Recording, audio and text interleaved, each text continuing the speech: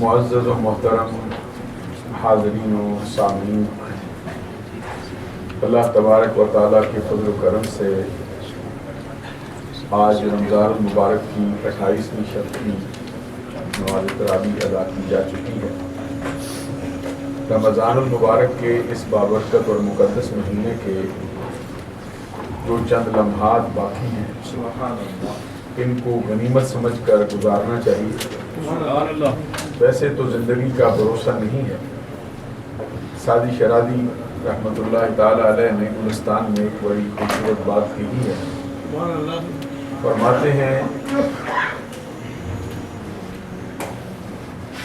اے سننے والے شخص، خیر کن خیر کن خیر کن، اے فلاں و غنیمت شمار عمر، زاں پیشتر کے بانگ برایت فلاں نمان۔ اے سننے والے شخص، نیکی کر، نیکی کی روش اختیار کر، نیکی کے راستے پہ چل، نیکی کو اپنی عادت بنا، اور زندگی کے جو دن باقی ہیں ان کو غنیمت سمجھ، اس سے پہلے کہ آوازہ بلند ہو کہ فلاں شخص نہ رہا۔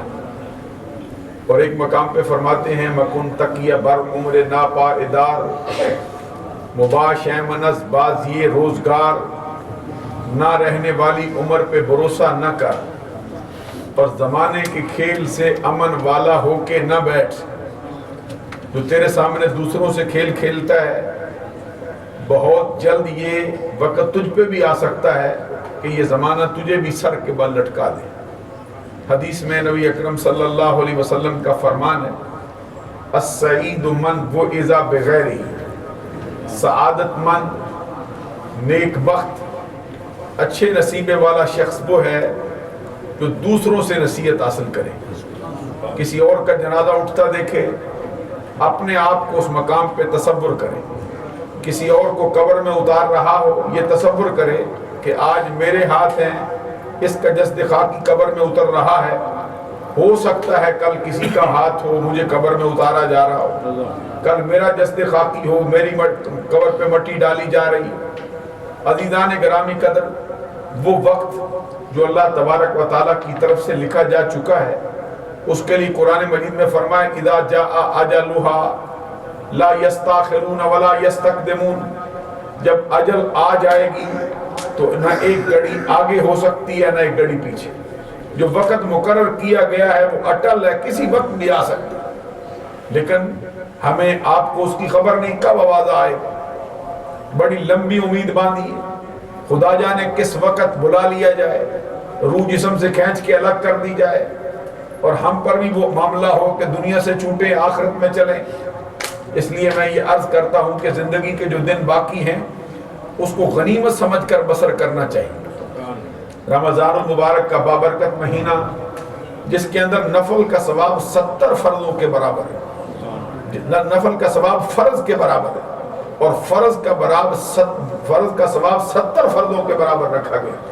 اس کے ابھی چند لمحات آپ کے پاس باقی ہیں۔ 28ویں شب کی تراویح آپ ادا کر چکے ہیں، بہت جلد آپ سحری کا اہتمام کریں گے، فجر کی نماز ادا کریں گے، اور اس کے بعد جو وقت آپ کے پاس ہے آپ کو معلوم ہے۔ ایک دو حدیثیں آپ کی نظر کرنا چاہتا ہوں۔ نبی اکرم صلی اللہ علیہ وسلم کا فرمان ہے، تحروا لیلۃ القدر فی العشر الاواخر، تحروا لیلۃ القدر فی السبع العشر الاواخر من شہر رمضان۔ حضور نبی اکرم صلی اللہ علیہ وسلم کے فرمان کا مطلب یہ ہے کہ لیلۃ القدر کو، جو قدر والی رات ہے جس میں قرآن اتارا گیا ہے، اس کو رمضان المبارک کے آخری عشرے کی 7 راتوں میں تلاش کرو۔ یہ حدیث ہے صحیح مسلم سے، میں نے آپ کی خدمت عالیہ میں عرض کی ہے کہ آخری 7 راتیں، جو 23 کے بعد آخری 7 راتیں ہوتی ہیں، سرکار کا فرمان ہے ان میں سے کوئی ایک رات ہو سکتی ہے۔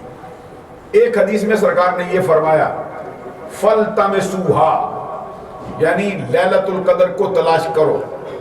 کہاں کہاں؟ فی التاسعۃ والسابعۃ والخامسہ، رمضان المبارک کی آخری عشرے کی 9ویں رات میں، 7ویں رات میں، 5ویں رات میں، یعنی رمضان المبارک کی 25ویں شب، رمضان المبارک کی 27ویں شب اور رمضان المبارک کی 29ویں شب.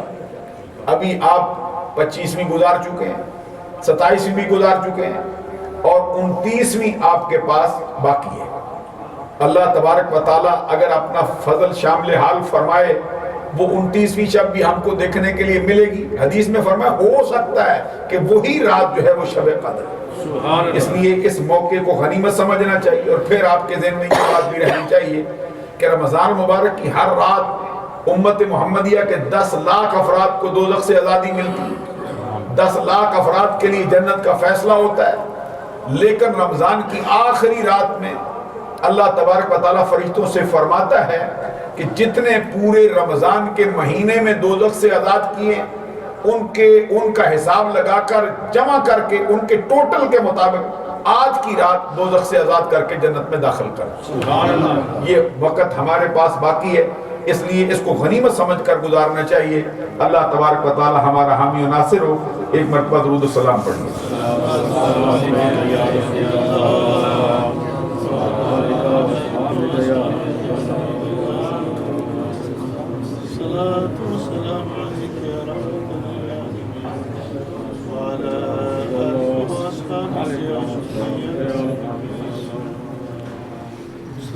والسلام عليك يا رسول الله وعلى آلك وأصحابك يا خير خلق الله. الصلاة والسلام عليك يا رسول الله.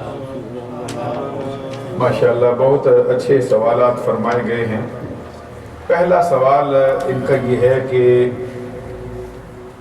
قرآن مجید میں اللہ تبارک و تعالیٰ کا فرمان ہے کہ 5 چیزیں ایسی ہیں جن کا علم اللہ کے پاس ہے. ان اللہ عندہ علم الساعہ، یہ فرمایا گیا بے شک اللہ تبارک و تعالیٰ کے پاس قیامت کا علم ہے. عندہ علم الساعہ وینزل الغیث، اور بارش کب برسے گی اس کا علم بھی اللہ کے پاس ہے. ویعلم ما فی الارحام، ماں کے پیٹ میں کیا ہے اس کا علم بھی اللہ کے پاس ہے. اور کل کیا ہونے والا ہے اس کا علم بھی اللہ کے پاس ہے.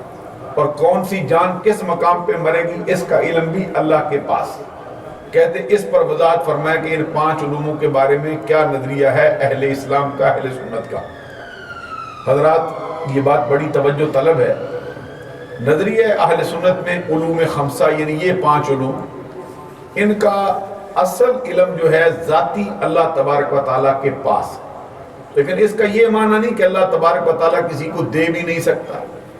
اس کا یہ معنی ہے کہ اللہ تبارک و تعالیٰ کے پاس ہے. اللہ جس کو دینا چاہے عطا کرتا ہے، جس سے روکنا چاہے اس سے روک لیتا ہے. مثال کے طور پہ آپ دیکھیں گے کہ حضرت زکریا علیہ السلام کو قرآن مجید میں فرمایا گیا کہ ہم نے ان کے بیٹے یحییٰ کی خوشخبری سنائی. اب آپ کو معلوم ہے کہ زکریا علیہ السلام کو بیٹے کی پیدائش سے پہلے ہی معلوم ہے کہ اللہ مجھے بیٹا دے گا. تو معلوم ہوا کہ اللہ کی عطا سے زکریا علیہ السلام کو بیٹے کے پیدائش کی خوشخبری مل گئی ہے. پھر حضرت سارہ رضی اللہ تعالی عنہ کو خوشخبری سنائی گئی. وامراتُ قائمۃ فضحکت فبشرنا باسحاق، حضرت اسحاق علیہ السلام ان کے بیٹے کی خوشخبری سنائی. اور پھر آگے فمن وراء اسحاق یعقوب، اور یعقوب علیہ السلام کی جو اسحاق علیہ السلام کے پیچھے آئیں گے، یعنی سائرہ کو بیٹا ملے گا اور بیٹے کے بعد پھر اللہ تبارک و تعالیٰ ان کو آگے بیٹا دے گا. اللہ تبارک و تعالیٰ نے حضرت سارہ کو علم دے دیا ہے. اور پھر آپ کو یہ بھی معلوم ہونا چاہیے کہ حدیث میں فرمایا گیا کہ جب مادہ تولید انسان کا عورت کے رحم کے اندر ٹھہرتا ہے، اس پر 40 روز گزرتے ہیں، اس کی حالت بدلتی ہے. کبھی علقہ ہوتا ہے، کبھی لوتھڑا ہوتا ہے، کبھی مدغہ ہوتا ہے، پھر اس کے اندر جنین کی شکل اختیار ہوتی ہے. جب 3 مرتبہ 40 دن پہ گزر جاتے ہیں، اس کے ادوار اللہ تبارک و تعالیٰ ایک فرشتہ بھیجتا ہے. وہ فرشتہ اس کے لیے 4 چیزیں لکھتا ہے. ایک تو اس کی زندگی لکھتا ہے، ایک اس کا رزق لکھتا ہے، ایک اس کا شقی ہونا لکھتا ہے، ایک اس کا جو ہے وہ سعید ہونا لکھتا ہے کہ جنتی ہوگا یا دوزخی ہوگا. اس کی عمر کا حال لکھتا ہے کہ اتنی عمر پائے گا پھر مر جائے گا. حضرات توجہ طلب ہے یہ بات. اللہ تبارک و تعالیٰ موت کا علم فرشتے کو دے سکتا ہے، تو جو فرشتے کو دے سکتا ہے وہ محمد عربی کو کیوں نہیں دے سکتا؟ اس کے بارے میں صحیح نظریہ یہ ہے کہ اللہ جس کو عطا کرے اس کو مل جاتا ہے، جس کو نہ عطا کرے اس کو نہیں مل سکتا۔ ذاتی طور پر اللہ کے پاس ہے، عطائی طور پر اللہ جس کو چاہے عطا کرتا ہے۔ یہ بات کہنا کہ ان اللہ عندہ علم الساعہ، بے شک قیامت کا علم اللہ کے پاس ہے، تو ہم کہتے ہیں اللہ کے پاس ہے تو اس کا معنی یہ نہیں ہے۔ قرآن مجید کے اندر اس کی بہت سی مثالیں فرمایا ان اللہ عندہ حسن الثواب، اچھا ثواب اللہ کے پاس ہے۔ تو اگر اللہ کے پاس ہے تو یہ معنی کر لیا جائے کہ کسی کو دیتا ہی نہیں، تو پھر نمازیں پڑھنے کا کیا مطلب ہے؟ کوئی ثواب ہی نہ دے کسی کو، اور فرمائے نا، پھر نیکیاں کرنے کا کیا مطلب ہے؟ روزے رکھنے کا کیا مطلب ہے؟ زکوٰۃ دینے کا کیا مطلب ہے؟ ثواب دیتا ہی نہیں اس کے پاس ہے۔ اس کا مطلب یہ ہے اس کے پاس، جب مہربان ہو جائے تو پھر ثواب سے مالا مال فرمائے۔ سبحان اللہ۔ تو یہ 5 علوم جو ہیں اللہ تبارک و تعالیٰ نے اپنے نبی صلی اللہ علیہ وسلم کو عطا فرمائے۔ اگلا سوال یہ کہتے ہیں حج کے بعد ہم قربانی دیتے ہیں، کیا یہ قربانی حج سے منسلک ہے یا عمرہ اور حج اکٹھا کرنے کا کفارہ ہے؟ اچھا، آپ کو معلوم ہے کہ قربانی ایک الگ عبادت ہے، حج ایک الگ عبادت ہے۔ وہ شخص جو، جیسے ہم مسافر لوگ حج کرنے کے لیے جاتے ہیں، مسافر پر قربانی واجب نہیں ہے، پھر ہم کیوں دیتے ہیں؟ یہ فرمایا فمن تمتع بالعمرۃ الی الحج، جو شخص عمرے کے ساتھ حج کا فائدہ اٹھائے، یعنی حج تمتع کرتا ہے، اس کے لیے فرمایا فمن تیسر من الحدی فمن لم یجد فصیام ثلاثۃ ایام فی الحج وسبعۃ اذا رجعتم تلک عشرۃ کاملہ۔ اس کے لیے یہ ضروری ہے کہ وہ بندہ قربانی کرے، وہ اللہ تبارک و تعالیٰ کی بارگاہ میں عمرے کے ساتھ حج کا فائدہ اٹھانے کی وجہ، جس نے حج تمتع کیا ہو یا جس نے حج قران کیا ہو، ان کے لیے حج کی قربانی رکھی گئی۔ اور ساتھ فرمایا اگر وہ دے نہیں سکتا، اس کے پاس میسر نہیں، تو 3 روزے حج تمتع کی شکل میں ایام حج میں رکھے، اور 7 روزے جب اپنے گھر میں لوٹ آئے تو پھر رکھے۔ اس پر فرمایا تلک عشرۃ کاملہ، یہ ہوئے ہیں 10 مکمل جو اللہ تبارک و تعالیٰ نے ان کے ذمہ لگائے۔ اگلا سوال یہ ہے کہ صلح حدیبیہ کے بغیر مسلمان عمرہ کے لیے آئے تھے لیکن وہ اپنے قربانی کے جانور بھی لے کر آئے، اس کی کیا وجہ ہے؟ اللہ قربان جائیں۔ اللہ تبارک و تعالیٰ نے اپنے نبی صلی اللہ علیہ وسلم کے ہر فعل کے اندر حکمت رکھی۔ آپ کو معلوم ہے فعل الحکیم لا یخلو عن الحکمہ، حکیم کا کوئی فعل حکمت سے خالی نہیں ہوتا۔ تو نبی اکرم صلی اللہ علیہ وسلم کو وحی کے ذریعے سے پہلے علم سے مالا مال کر دیا گیا تھا کہ یہ نئی صورت پیش آنے والی ہے، اس لیے چونکہ آپ عمرہ اس وقت نہیں کر سکیں گے، یہ جو جانور قربانی کے ساتھ لے کے جا رہے ہیں اس کو لے چلیں تاکہ اس کے کفارے کے بدلے میں ان کو ذبح کیا جا سکے، یہ اس کی وجہ ہے۔ ایک مرتبہ درود و سلام پڑھیے۔ اگلا سوال یہ کیا گیا ہے کہ رمضان المبارک کے مہینے میں بعض روایات میں آیا ہے کہ جو بندہ رمضان کے مہینے میں انتقال کرتا ہے اس کو سیدھا جنت میں داخل کر دیا جاتا ہے، کہتے ہیں بڑا گناہگار بھی ہو تب بھی داخل کر دیا جاتا ہے۔ پہلا مسئلہ یہ ہے کہ جو اللہ تبارک و تعالیٰ کی عطا کے بغیر کوئی بندہ جنت میں داخل نہیں ہو سکتا، یہ فیصلہ ہو گیا۔ سرکار کی بارگاہ میں صحابی نے عرض کیا تھا سرکار آپ کا کیا حال ہے؟ فرمایا مجھے بھی اللہ تعالیٰ کی رحمت جانتی۔ سبحان اللہ۔ تو اللہ تبارک و تعالیٰ کا یہ فیصلہ ہے کہ فاسق اور مومن برابر نہیں ہو سکتے، گناہگار اور نیکوکار لوگ برابر نہیں ہو سکتے۔ نیکوکاروں کے لیے اللہ تبارک و تعالیٰ کی رحمت اور طرح کی ہے، اور وہ جو سرکش لوگ ہیں ان کے لیے معاملہ اور طرح کا رکھا گیا۔ یہ جو فرمایا نا بعض روایات کے اندر اس کا حساب کتاب نہیں ہوتا، اس کا مطلب یہ اس کا حساب و کتاب آسان کیا جاتا ہے۔ سبحان اللہ۔ تو اس کا کیا جاتا ہے جو بندہ نیک ہو، اس کا کیا جاتا ہے جو گناہگار ہونے کے ساتھ ساتھ توبہ کرنے والا ہو اللہ کی بارگاہ، کیونکہ حدیث میں نبی اکرم صلی اللہ علیہ وسلم کا فرمان ہے کل ابن آدم خطاء وخیر الخطائین التوابون، اولاد آدم کا ہر شخص خطا کار، یعنی مراد سے یہ ہے عمومی اعتبار سے حکم صادر کیا گیا۔ انبیاء کرام کی ذات تو معصوم ہے، وہ معصوم الخطا ہے، گناہ کرتے ہیں، اس کے علاوہ تو فرمائے بہترین خطا کار وہ ہے جو توبہ کرتا رہتا ہے، جو اللہ تبارک و تعالیٰ کی بارگاہ میں اپنے آپ کو پیش کرتا ہے، اس کا حساب و کتاب آسان کر دیا جائے گا، اس سے یہ مراد۔ اگلا کہتے ہیں کہ میں نے پڑھا ہے کہ نجاست ایک گاڑی قسم کی ہوتی ہے۔ نجاست ہوتی 2 قسم کی، ایک کو کہتے ہیں نجاست غلیظہ، ایک کو کہتے ہیں نجاست خفیفہ، تو غلیظہ سے ہے نا، انہوں نے یہ لفظ لکھا ہے گاڑی، کسی ہو سکتا ہے کسی عالم دین نے بیان کیا ہو یا کسی کتاب میں لکھا ہو، تو یہاں سے غلیظہ سے گاڑی کا معنی نکالا گیا. تو اس کو نجاست گاڑی سے مراد یہ نہیں بھائی، مثال کے طور پہ اگر انسان کا پیشاب ہے تو یہ گاڑا تو نہیں ہوتا، اس میں تو بالکل مائع ہوتا ہے سیدھا سا، تو یہ بھی نجاست غلیظہ میں شمار ہوتا ہے. توجہ ہے نا میری بات؟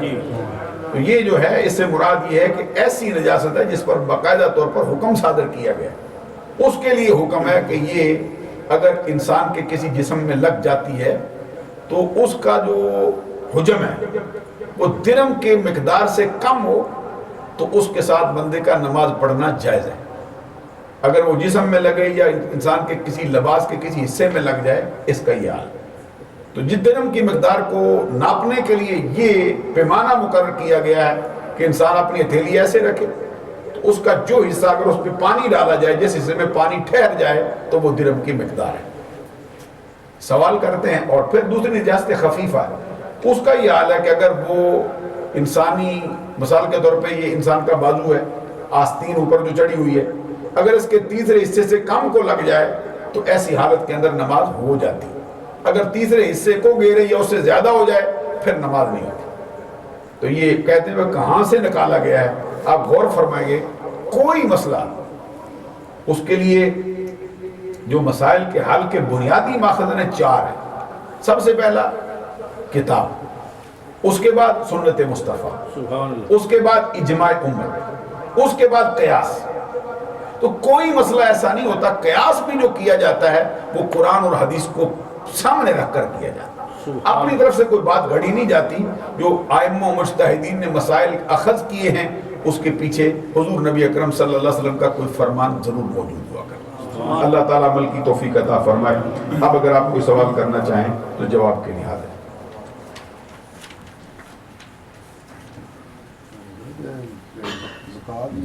ایک تو زیادہ مکان ہو کیش یا ایک یا 2 ادھر تو بھی زکات بڑھتی. یہ جو رہنے کے لیے جو مکان ہوتا ہے نا وہ ایک ہے. ایک مکان بندے کے پاس موجود ہے، اس کی ضرورت سے زائد ہو تو اس پر زکات آئے گی، زائد ہو تو زکات آئے گی. کیونکہ یہ بندے کے گھر کے گھریلو جو سامان ہوتا ہے، اس کے استعمال کے برتن ہوتے ہیں، کپڑے ہوتے ہیں، اس کی گاڑی ہے، یہ ساری چیزیں جو ہے وہ مستثنیٰ ہے زکات سے. لیکن وہ چیز جو آپ کے پاس ضرورت سے زائد ہو اس پر زکات آئے گی سال کے گزرنے کے بعد، جبکہ وہ نصاب کو پہنچتی. اور کوئی سوال ہو؟ سبحان ربک رب العزت عما یصفون وسلام علی المرسلین والحمد للہ رب العالمین. الہی ہماری خطاؤں سے درگزر فرما، ہماری نماز فجر عشاء کو، نماز تراویح کو، نماز وتر کو، اس میں پڑھے جانے والے قرآن کو اپنی بارگاہ میں قبول فرما. جو وعد و نصیحت کی گئی ہے اس کو قبول فرما. ہمارا خاتمہ ایمان پر فرما. وصلی اللہ علی حبیب محمد.